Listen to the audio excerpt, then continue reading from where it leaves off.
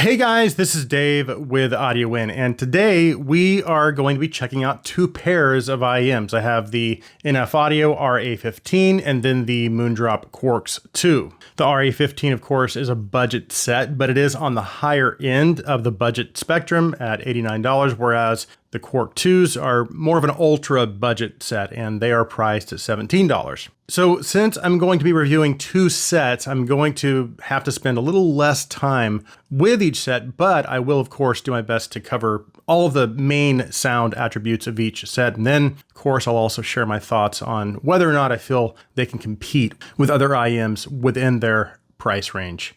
We have a lot to talk about, so let's get started.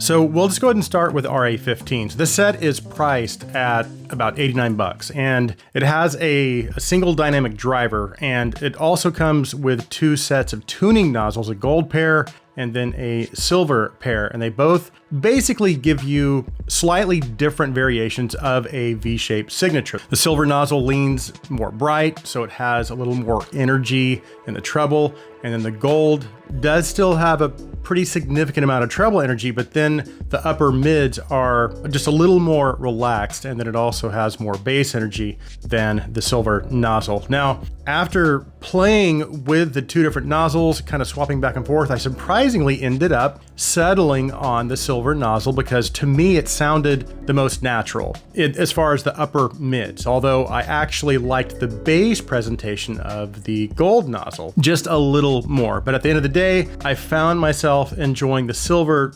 nozzles just a little bit more than the brass nozzles. All that said, even with the silver nozzles, it did slightly veer off from the type of V-shaped presentation that I typically kind of prefer, like what the Titan S2 has. That set, in my opinion, is probably the best V-shaped set under about $100. In any case, I ended up using the silver nozzles for most of my testing. So some of the things I felt the RA15 did pretty well were, firstly, that for a V-shaped set, it didn't struggle as badly with unnaturalness as many of the other V-shaped sets that I've come across, again, under $100. It wasn't perfect, but as naturalness goes in the mid-range with V-shaped sets, I felt like this was one of the more natural sets that I've heard. And then secondly was its technical performance. It had good treble detail. It had a fairly opened and immersive presentation to the soundstage, was pretty wide for an IEM, and it even had some forward depth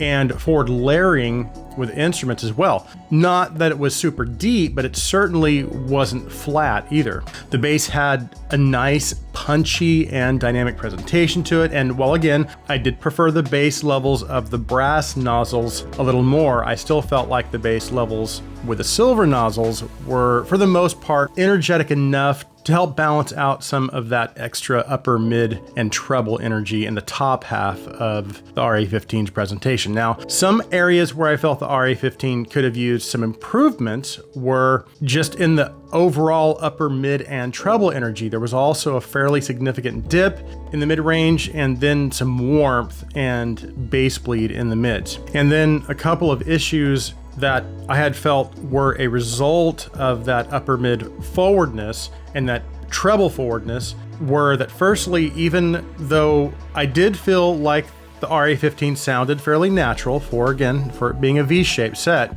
in this price range, it still did suffer from some unnaturalness when compared to some of my top sets under $100, like the Titan S2, which again also has a V-shaped presentation, but I felt like it handled the tuning of the pinna gain area a little better, resulting in a more natural presentation overall. And then of course the Delcy AE, Explorer, EA500 sound even more natural than the Titan S2. And then to intensify or exaggerate that unnaturalness even further with the RA15, there is also a pretty significant dip in the mids around 800 Hertz. And then another issue I had was that I found myself experiencing just a little bit of fatigue after about an hour, again, likely due to that forwardness. So I guess to sum my thoughts up on the RA15, it was kind of a mixed bag for me. And while I did feel like it got a lot right, I still feel like there were a couple of things that kind of held it back just a little bit for me. And then when I got into my comparisons, again with some of my other favorite sets around this price range, like the Delcy AE, Explorer, Magic 1, Titan S2, and even the Aria 2, I just felt like those did a little bit of a better job at rendering instruments and vocals a little more naturally. All right, moving on.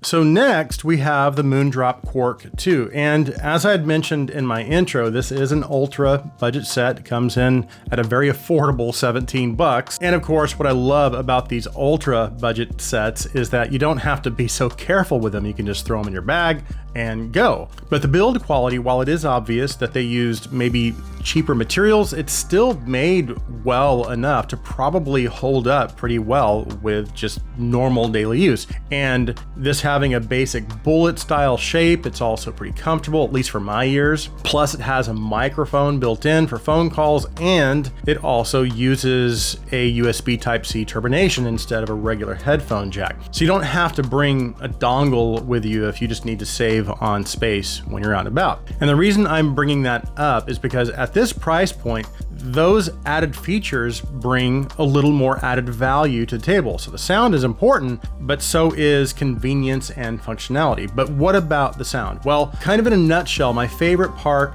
about its sound presentation is vocals and instruments.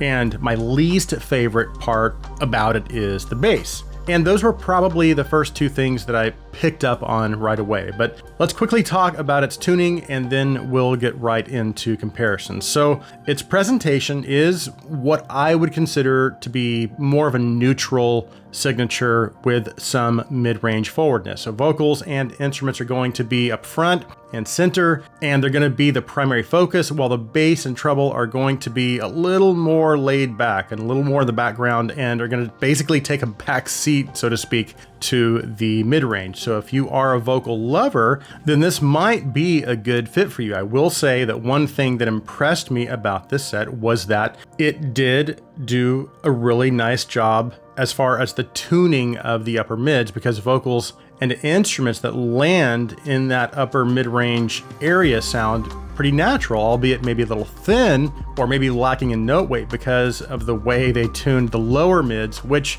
in terms of energy, it definitely falls below my preference. And that lack of energy does carry through into the mid bass and the rest of the bass as well. Not that it doesn't have adequate bass levels, it does, but it is a little lighter than I prefer, and I'm not quite sure there's really enough bass to fully balance out the upper mid-range energy. Now, there is good sub-bass energy. As a matter of fact, the bass tuning overall is more sub-bass focused, and again, while I do wish there was a little more bass energy overall, that extra sub-bass energy does help a little bit as far as bringing the overall presentation closer to sounding more balanced. Now, one of the benefits of this type of bass tuning approach is that the bass sounds clean, and you also don't have to worry about the bass bleeding into the mids, the result being a relatively clean mid and bass presentation, at least what I would consider clean for this being a budget set. Now, jumping all the way up to the treble, because I kind of skipped over that, I wouldn't necessarily call this a dark set. However, I do wish there was a little more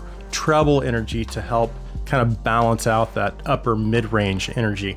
Now, there clearly is some treble energy because you can still hear cymbals, you can hear the cymbal strikes. However, you don't get much in the way of shimmer and sizzle, and that also does impact the upper treble detail and air as well. So you can hear the higher frequencies, but again, I just wish they would have given me a little bit more past that 8K point. Now, as for technical performance, it does have some detail, and while the soundstage isn't wide, I wouldn't necessarily consider it to be overly intimate either. Generally speaking though, its technical performance is about what you might expect for an ultra budget set. Now, as far as comparisons, you can see I have some other sets kind of within this price range out on the table. I actually do still prefer the overall tuning of the Chu 2 because its bass levels are just closer to my preference. Its mid-range still sounds as natural, and it also brings more treble energy into the mix as well.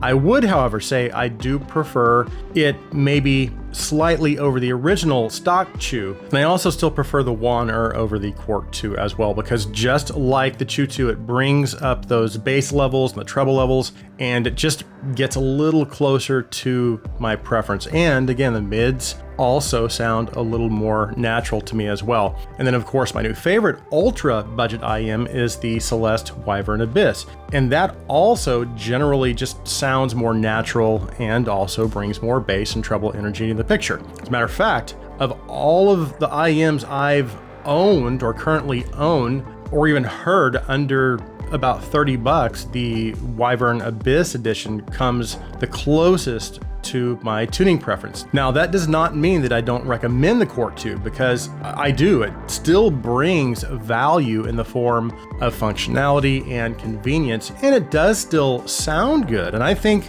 it would be a great option, again, for vocal lovers. You just have to be aware that it's going to have maybe a little bit of a thinner and less weightier presentation overall. But for 17 bucks, I do think there's a lot of hobbyists who would like it, and I do think it's still $17 well spent. So that concludes my reviews of the Moondrop Quark 2 and the NF Audio RA15. Thank you guys so much for taking the time to watch. If you like my content, please take a second and hit that subscribe button. Also, if you would please like this video, please share this video. I hope you guys have an awesome day.